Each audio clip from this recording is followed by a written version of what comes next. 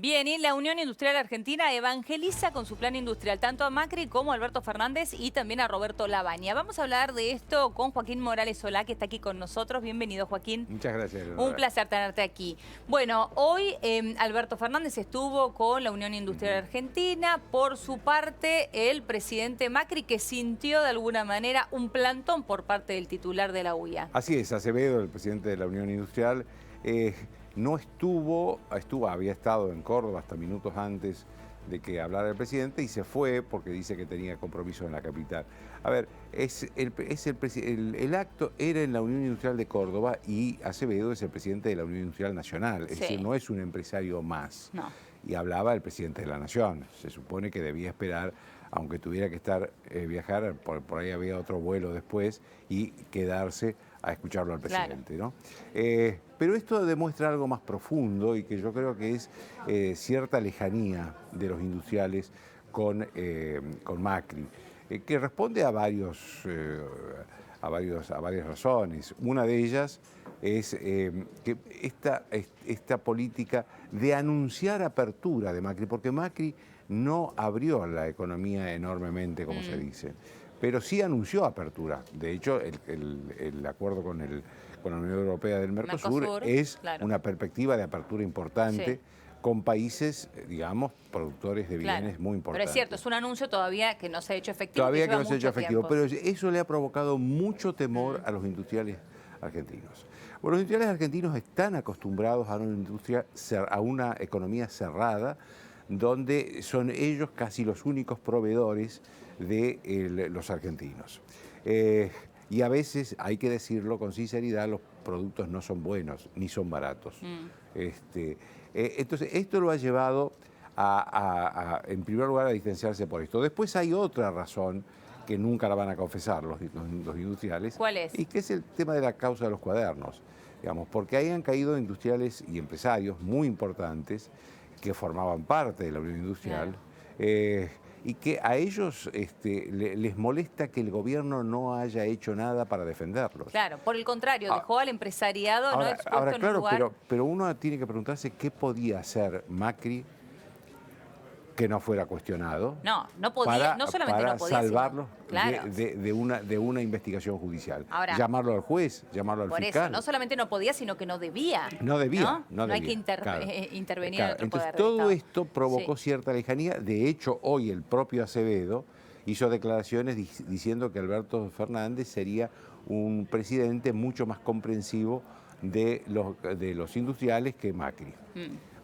El sentido fue ese, tal vez con otras palabras, pero el sentido fue ese. Con lo cual hubo un pronunciamiento por parte del presidente de la Unión Industrial a favor de uno de los candidatos, en este caso de Alberto Fernández. Es decir, los poderes fácticos, si tomamos a eso como los sindicatos y los empresarios, están ya en una, digamos, en un campo muy de definiciones electorales. Están cerca de Alberto Fernández. Claro.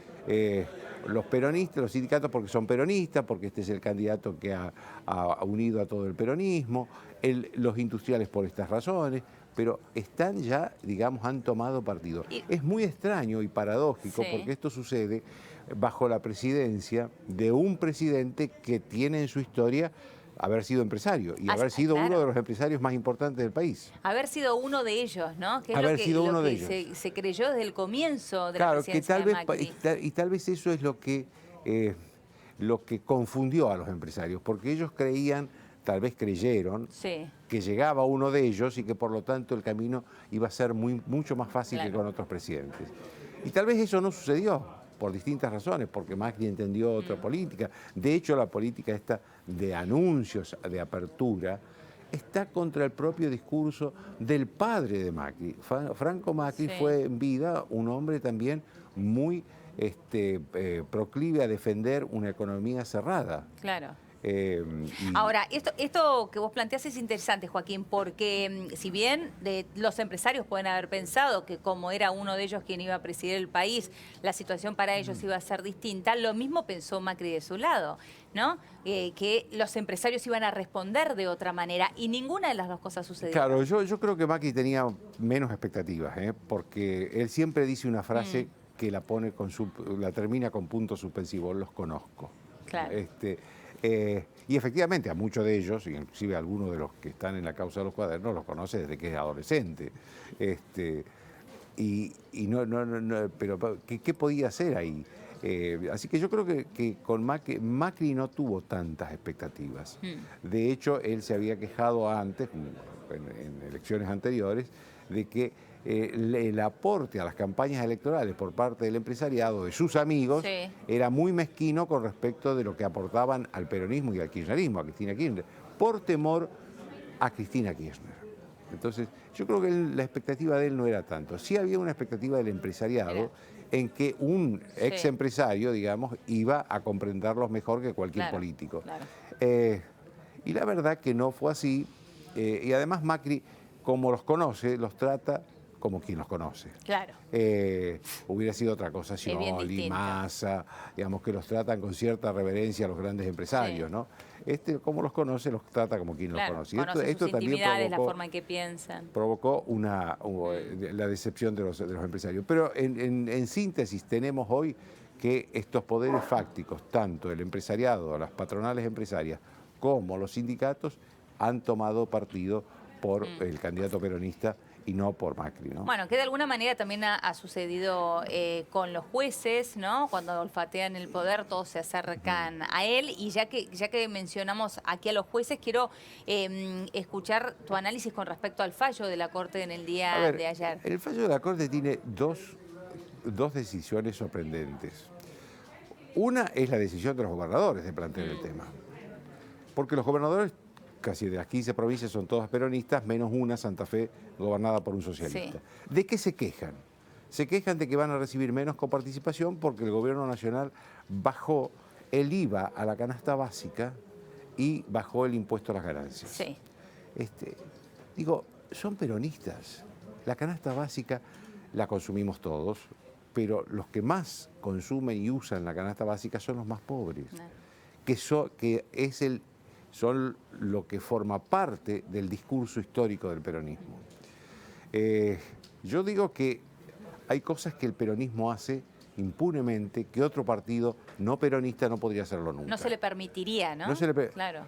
¿Vos te imaginás a Macri protestando porque le bajan el impuesto, el IVA a la canasta básica? De insensible para abajo. De insensible para abajo, todo, empresario, ¿no? rico, de todo, le diría. Los gobernadores peronistas lo hacen y nadie se queja, ¿no? Lo toman como de quién viene.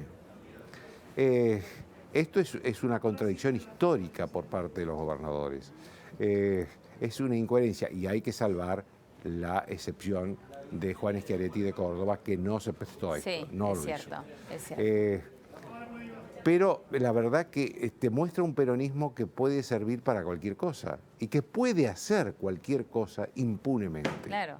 El tema es que es esto que decís, ¿no? Es que es impune. Lo otro es la sorpresa de la Corte Suprema, porque la Corte Suprema, ¿qué dice fundamentalmente? Dice, el presidente debió mandar una ley al Congreso porque eso no se puede hacer por decreto, porque las cuestiones impositivas tienen que pasar por el Congreso y porque además en este caso se está modificando la ley de coparticipación federal. Sí.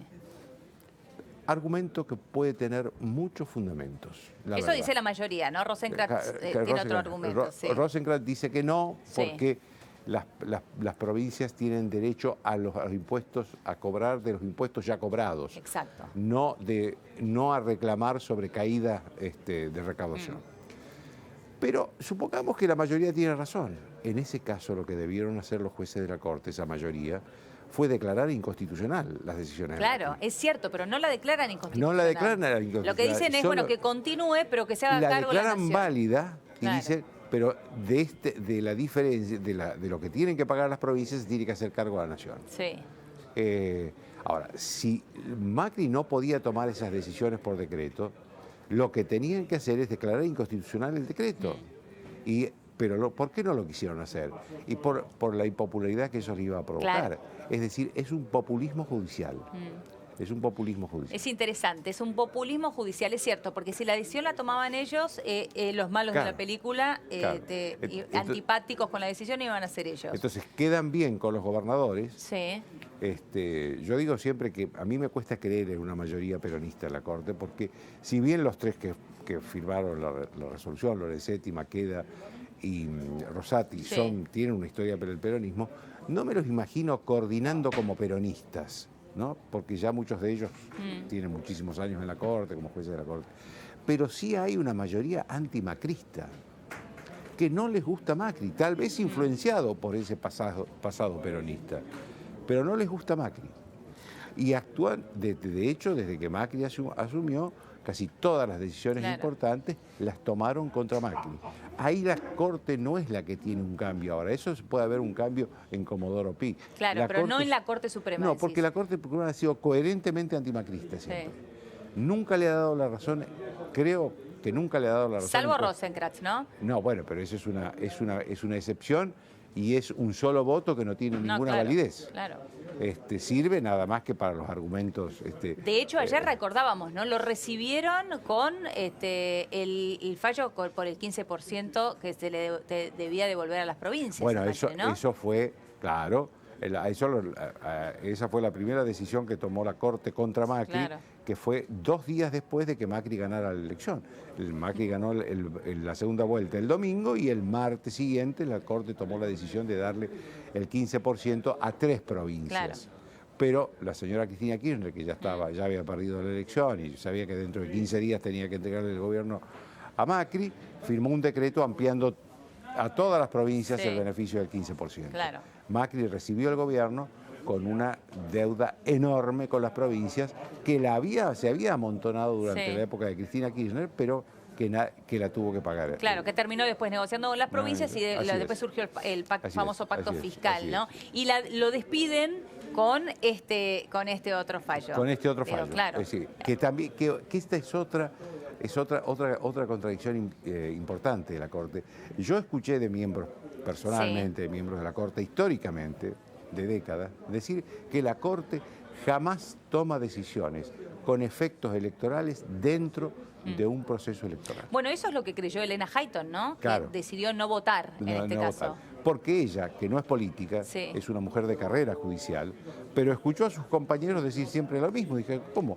Yo acá estoy sentada hace 15 años y escucho decir de ustedes, los que vienen de la política, que esto no se hace. ¿Por qué ahora se hace? Claro. Bueno, el argumento es que las provincias se van a quedar sin plata para pagar los sueldos. Es medio increíble ese argumento porque, en primer lugar, estamos hablando del IVA de los productos de la canasta básica y de algunos productos.